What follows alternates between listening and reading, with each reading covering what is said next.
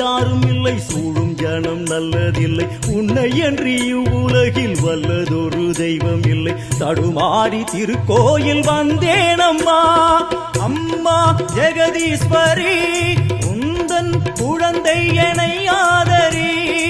அம்மா ஜெகதீஸ்வரி, உந்தன் குழந்தை எனை ஆதரி.